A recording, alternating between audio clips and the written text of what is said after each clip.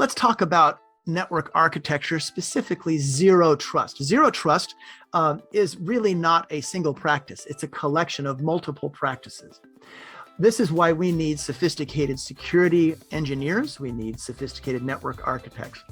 But let me start at the beginning when it comes to moving to the next level of zero trust.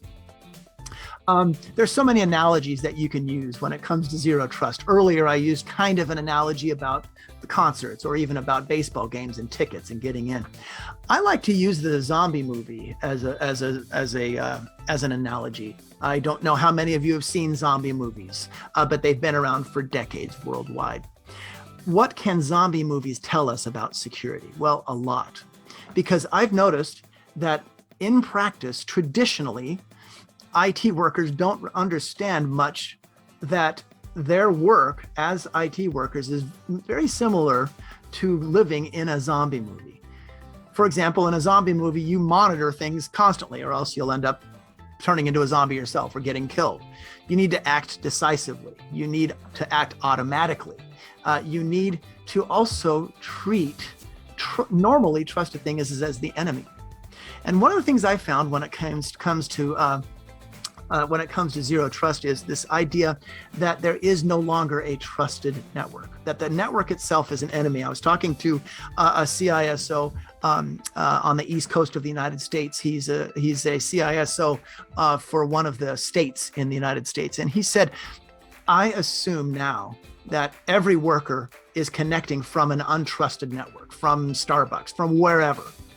And this is very important. And it goes back to this idea of the zombie movie, because what are zombies? Well, they work incredibly fast, right? Some of them are really fast. They run real fast. Others are slow, but they're going to get you eventually. Other truisms about zombie movies is that the infection of zombies can move rapidly, right? It can happen to anyone. Zombies sometimes work separately. Sometimes they work together. A member of your team can suddenly turn on you and become a zombie. These are all, and that a perimeter is essential. You have to create a perimeter, or, well, no, a perimeter doesn't really help because that infection gets past there. I bring this up because these same concepts have informed the need for a new network architecture that not only creates that uses segmentation and microsegmentation, but that implements sophisticated monitoring and other elements.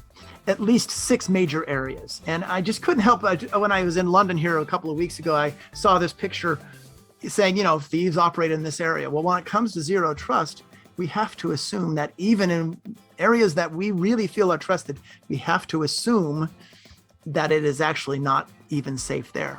Well, how can we move forward as a business and feel safe? Well, we implement several technologies.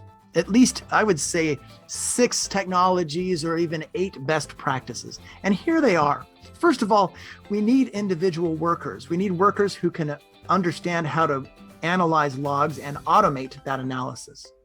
We need workers who know when they see a report in a security analytics tool, such as a SIM, that they know how to respond properly to it. We need workers who can implement continuous diagnostics on users, applications, and processes. We need workers who can implement user behavior analytics and these tools. We need workers who can also come up with automated responses. And even more importantly than that, we need workers who understand what governance and compliance means. All of these elements combined create a proper zero trust implementation. One of the challenges of zero trust is it often takes years, months and years to implement proper elements of zero trust. Other things that are important when it comes to zero trust is the ability to change the culture a little bit. And part of those changes is including the security worker and IT workers into managerial decisions.